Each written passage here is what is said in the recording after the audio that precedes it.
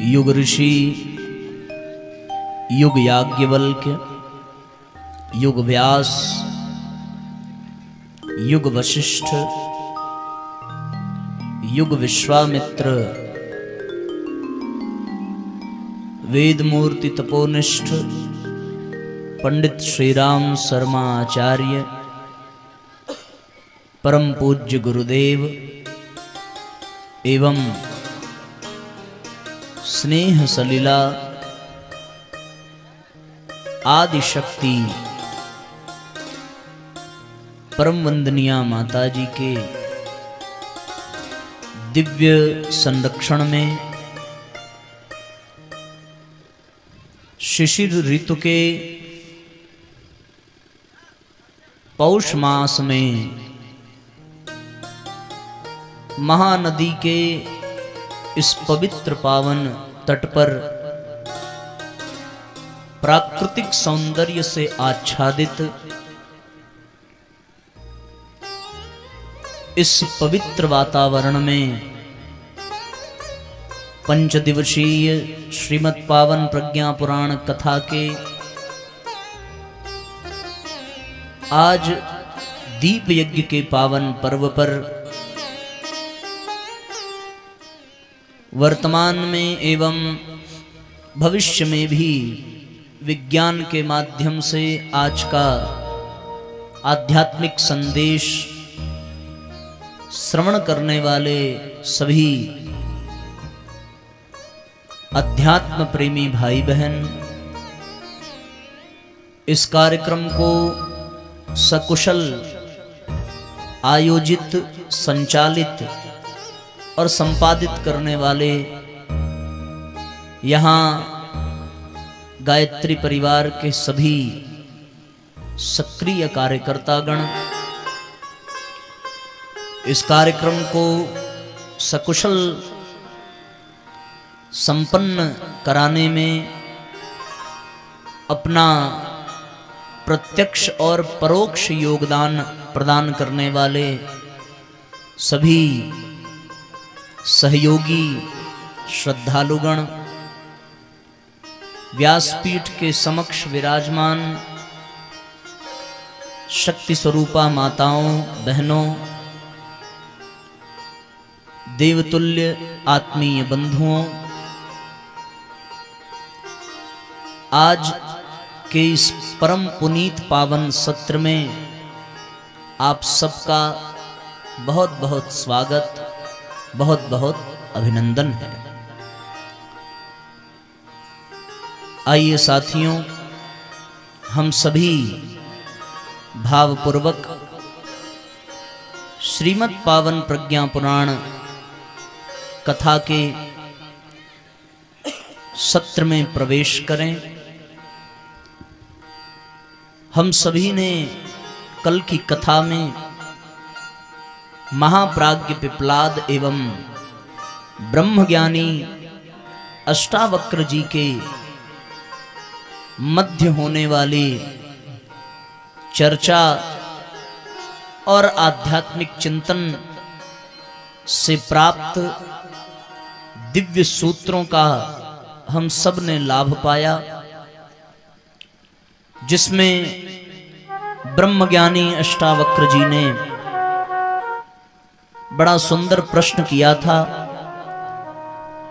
कि मनुष्य परमात्मा का राजकुमार है, ईश्वरः भूपतिः साक्षात् ब्रह्मांडस्य महामुने मानवं राजपुत्रं स्वं कर्तुं सर्वगुणान्वितम्।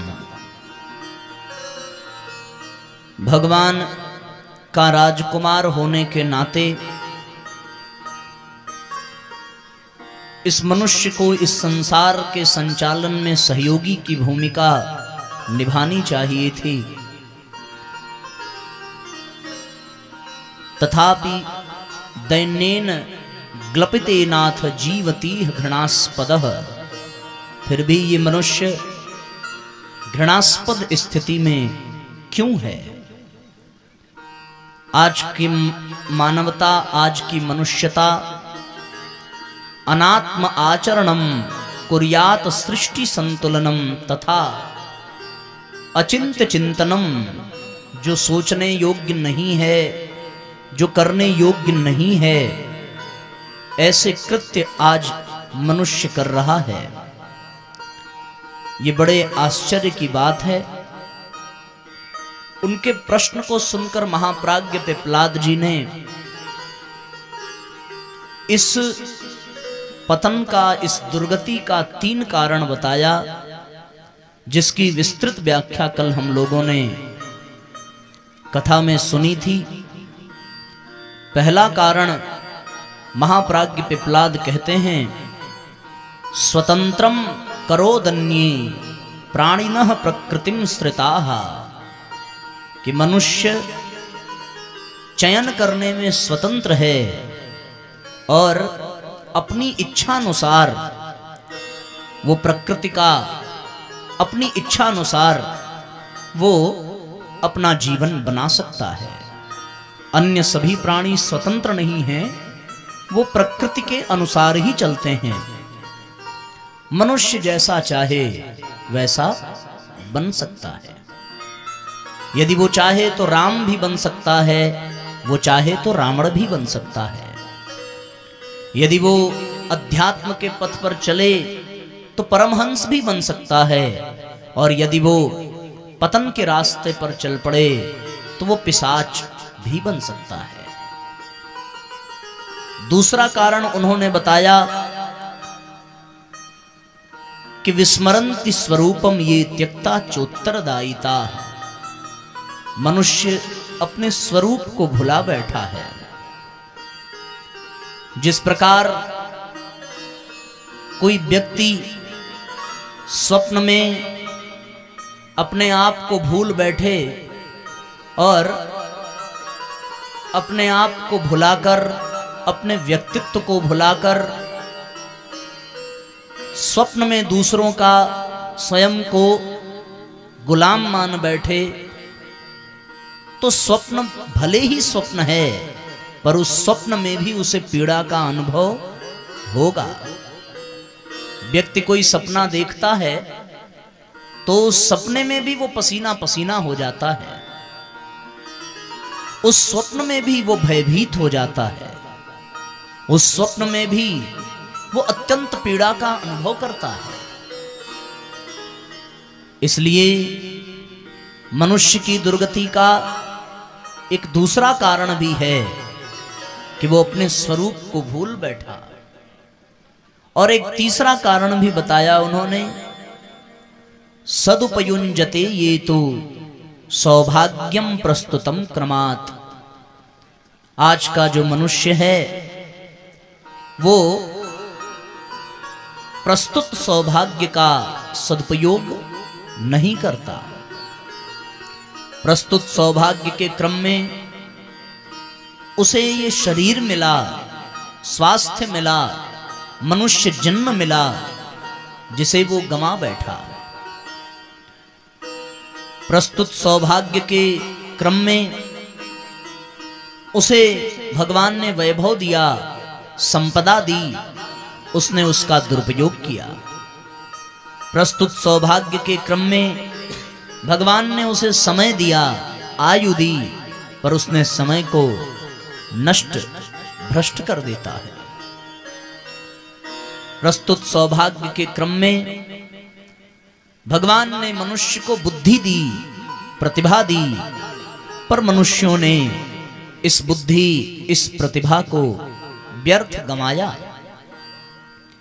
इन 3 कारणों के नाते मनुष्य दुर्गति को प्राप्त हो रहा है। 3 कारणों के 3 उपाय मनुष्य को करने की आवश्यकता है। पहला, वो अपने स्वरूप को जाने, इसलिए उसे अपने भीतर दिव्य भाव उपजाने पड़ेंगे। दूसरा, वो उचित निर्णय करे, इसलिए उसे अपने जीवन में सद्ज्ञान, सद्बुद्धि, सद्विवेक अपनाने पड़ेंगे। कितना खोया कितना पाया, तोल सके तो तोल तूने। हीरा गंवाया पगले, माटी के मोल तूने। हीरा गंवाया पगले, माटी के मोल से। कितना खोया कितना पाया, कितना खोया कितना पाया, तोल सके तो तोल तूने। हीरा गंवाया पगले, माटी के मोल तूने। हीरा गंवाया पगले, माटी के मोल। दोनों हाथ ऊपर उठाकर एक साथ तालियां बजाते हुए एक साथ गुनगुनाइए।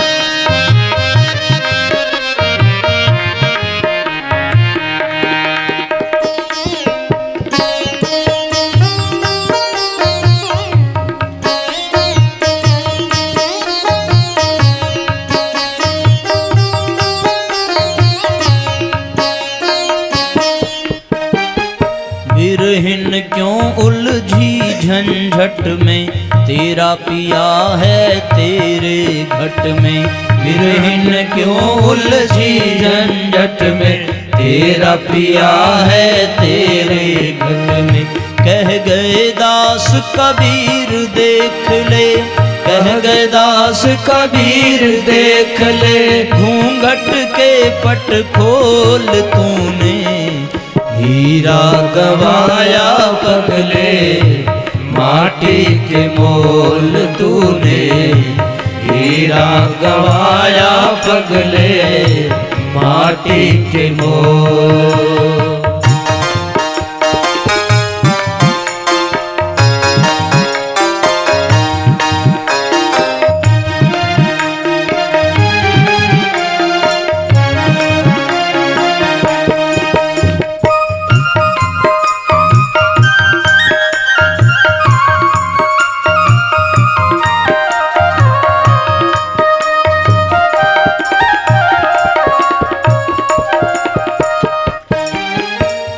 भगवंत भजन पछतायो, रे मन मूरख जन्म गंवायो। बिन भगवंत भजन पछतायो, रे मन मूरख जन्म गंवायो। बिन भगवंत भजन पछतायो, रे मन मूरख जन्म गंवायो। मन मूरख जन्म गंवायो, रे मन मूरख जन्म गंवायो। गूंज रहे जन जन के मन में, गूंज रहे जन जन के मन में। सूरदास के बोल तूने, हीरा गंवाया पगले, माटी के मोल तूने। हीरा गंवाया पगले, माटी के मोल।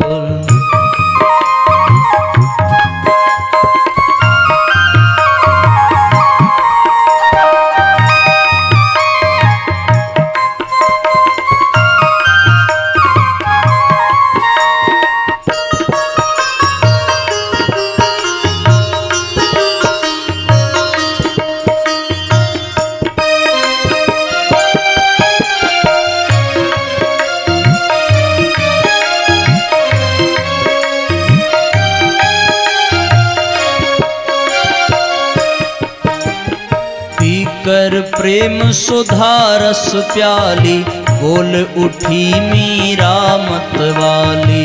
पीकर प्रेम सुधा रस प्याली, बोल उठी मीरा मतवाली।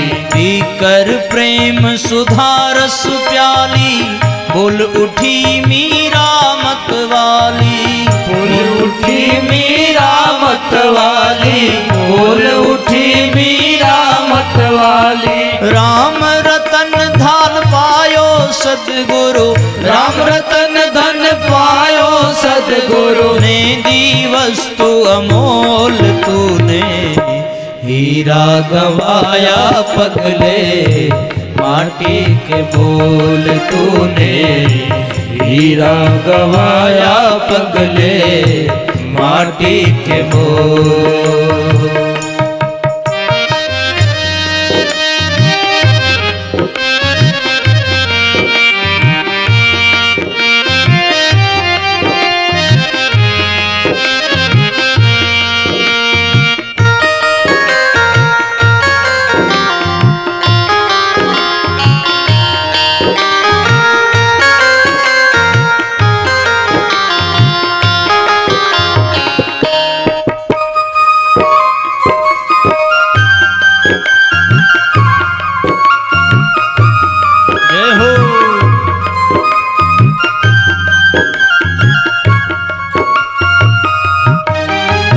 अब तो चेत रे अभिमानी गुज रही तुलसी की वाणी, अब तो चेत रे अभिमानी गूंज रही तुलसी की वाणी, अब तो चेत रे अभिमानी गूंज रही तुलसी की वाणी, अब तो तुलसी की वाणी गूंज रही तुलसी की वाणी। भाय को भाय अनख आलस हूँ, भाय को भाय अलख आलस हूँ, नाम प्रभु का बोल तूने, हीरा गंवाया पगले माटी के मोल तूने, हीरा गवाया पगले माटी के मोल।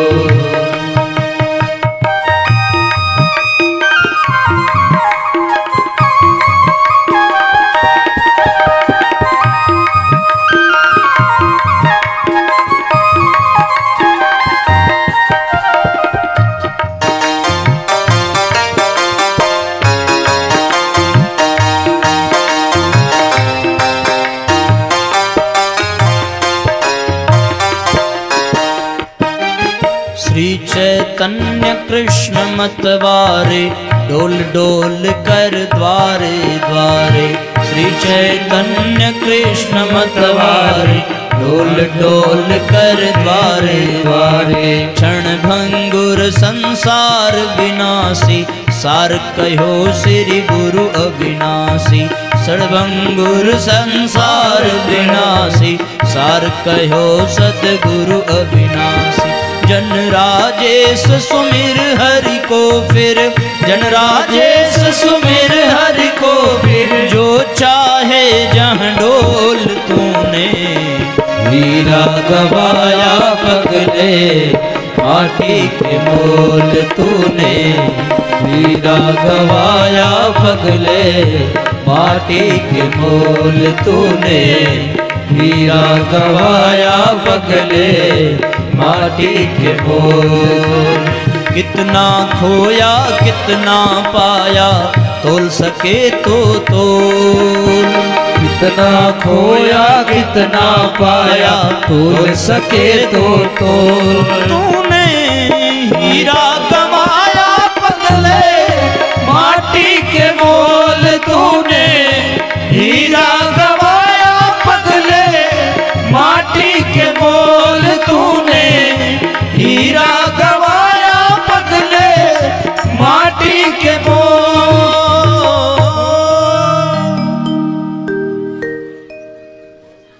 भाय को भाय अनख आलस हूँ, अब तो श्री हरि बोल तूने, हीरा गवाया पगले माटी के मोल तूने, हीरा गवाया पगले माटी के मोल। सद्ज्ञान के अभाव में, सद्बुद्धि के अभाव में, सद्भाव के अभाव में और सत्कर्म के अभाव में ये मनुष्य जीवन जो अत्यंत महत्वपूर्ण था, अत्यंत उपयोगी था, देवताओं को भी दुर्लभ था, उस मनुष्य जन्म को भी हमने केवल खाने कमाने में गंवा दिया। ये जीवन मिला था कुछ विशेष करने के लिए, अपना उद्धार करने के लिए, लेकिन हमने इस मानव तन को पाकर भी विषय वासनाओं के दलदल में अपने आप को ऐसा फंसाया कि जीवन महानता के पथ पर बढ़ता ये तो बड़ी दूर की बात थी। जिस स्थिति में हम थे, हम उससे भी नीचे की ओर, पतन की ओर चले गए। मनुष्य देवता भले न बन पाता, मनुष्य ही बना रहता तो भी अच्छा था, लेकिन मनुष्य भी बनकर न रह पाया, वो तो पशु और पिशाच बनता चला गया। आज का मनुष्य सब बन गया। कल कहा था कि वो पक्षियों के तरीके से उड़ना सीख लेता है, मछली के तरीके से पनडुब्बी बनाकर तैरना सीख लेता है, घोड़े से तेज गाड़ियों के सहारे दौड़ना सीख लेता है, सब कर लेता है, लेकिन मनुष्य बनकर नहीं रह पाता। ये चर्चा हम लोगों ने कल की थी और उसकी थोड़ी सी भूमिका, सार संक्षेप आप सबको स्मरण दिलाते हुए फिर आज के मुख्य विषय में हम सभी प्रवेश करें। जीवन बड़ा अनमोल है, जीवन बड़े सौभाग्य से मिलता है, बड़े भाग्य से ये मनुज तन मिला था, गंवाते गंवाते उम्र पार कर दी, खाने कमाने में जीवन गंवाया, यह जिंदगी हमने बेकार कर दी। दो पंक्ति गुनगुनाएं इस भजन के भी। बड़े भाग्य से ये मनुज तन मिला था, गंवाते गंवाते उम्र पार कर दी। बड़े भाग्य से ये मनुज तन मिला था, बड़े भाग्य से ये मनुज तन मिला था, गंवाते गंवाते उम्र पार कर दी।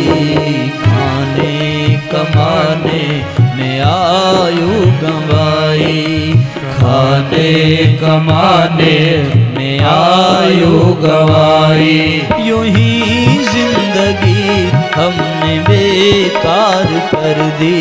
बड़े भाग्य से ये मनुज तन मिला था।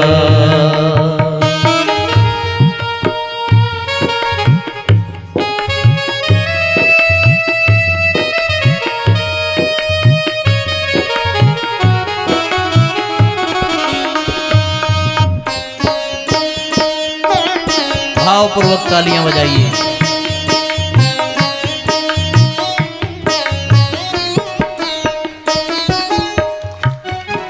अभी चेत जा वक्त जो भी बचा है, अरे काल मुख से न कोई बचा है। अरे चेत जा वक्त जो भी बचा है, अरे काल मुख से न कोई बचा है। जरा सोच ले, जरा सोच ले, साथ ले जाएंगे क्या यूं ही जिंदगी हमने है भार कर दी। यूं ही जिंदगी हमने है भार कर दी। बड़े भाग्य से ये मनुज तन मिला था, बड़े भाग्य से ये मनुज तन मिला था।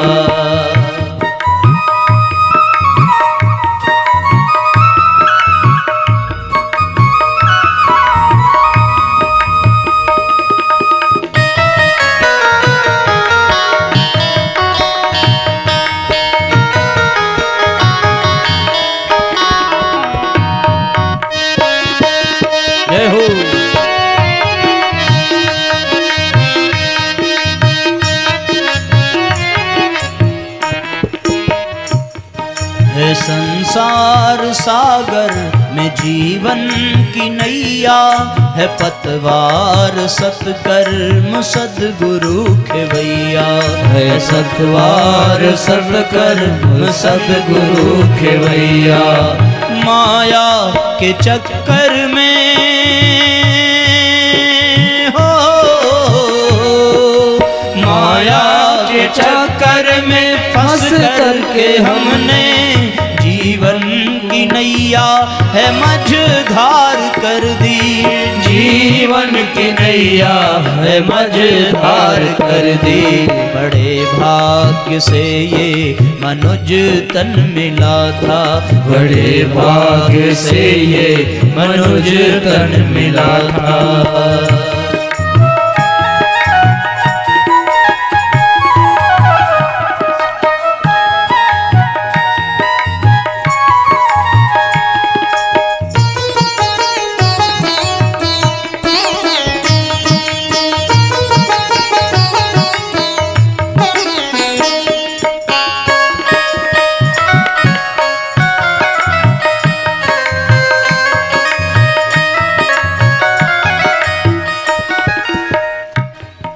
अगर चाहता अपना कल्याण प्राणी तो ले मान सच्चे सद्गुरु की वाणी। अगर चाहता अपना कल्याण प्राणी तो ले मान सच्चे सद्गुरु की वाणी। लगे अपना जीवन लगे अपना जीवन सत्कर्म में अब अभी तक तो यह उम्र बेकार कर दी। अभी तक तो यह उम्र बेकार कर दी। बड़े भाग्य से ये मनुज तन मिला था, बड़े भाग्य से ये मनुज तन मिला था। गवाते गवाते उम्र पार कर दी। खाने कमाने में आयु गवाई, खाने कमाने में आयु गवाई। यूं ही जिंदगी हमने है पार कर दी। बड़े भाग्य से ये मनुज तन मिला था, बड़े भाग्य से ये मनुज तन मिला था। 84 लाख योनियों में भटकते भटकते हमें ये मानव जीवन मिला, और इस मानव जीवन को पाकर भी हम उस लक्ष्य को न पा सके जिसके लिए ये मिला था। कितने समय के लिए मिला है, कितने दिनों के लिए मिला है, इसका कोई आकलन किया नहीं जा सकता। कोई नहीं जानता कौन कितनी देर के लिए है। हो सकता है हमारे जीवन की समाप्ति अभी इसी क्षण हो जाए, हो सकता है कुछ दिनों बाद हो, कोई निश्चित समय तो है नहीं। और जब निश्चित समय न हो तब तो और तीव्रता चाहिए और सजगता चाहिए कि हम कैसे इस जीवन को सार्थक कर सकें। महाराज परीक्षित को जब ये श्राप मिला कि 7 दिन के बाद उनको मरना है, तो फिर वो बेचैन हो गए कि 7 दिन जीवन शेष बचा है, कैसे अपने जीवन को धन्य बनाएं। हमें तो ये भी पता नहीं है कि अगले 7वें मिनट हमारे साथ क्या होगा। जो लोग अभी दांत दिखा करके हंस रहे हैं, वो अगले पल हंस पाएंगे कि नहीं कोई नहीं जानता। संभावनाएं बहुत हैं, इसमें कोई दो राय नहीं है। यहां जो लोग आए हैं, हो सकता है कि कुछ लोग यहां से खाली हाथ चले जाएं, बिल्कुल बेकार हो जाए उनका बैठना। आए, बैठे, अपने समय को बर्बाद किया और उठ करके चले गए, रत्ती भर लाभ नहीं मिलेगा। पर हो सकता है कोई ऐसा भी इसमें बैठा हो जो इतनी तन्मयता से बैठा हो, इतनी एकाग्रता से बैठा हो कि आज का ये संदेश उसके जीवन में ऐसे उतर जाए कि उसका जीवन आज यहीं अभी से उसकी दिशा और उसकी दशा दोनों बदलने प्रारंभ हो जाए। ये संभावना है कि नहीं है? बहुत संभावना है।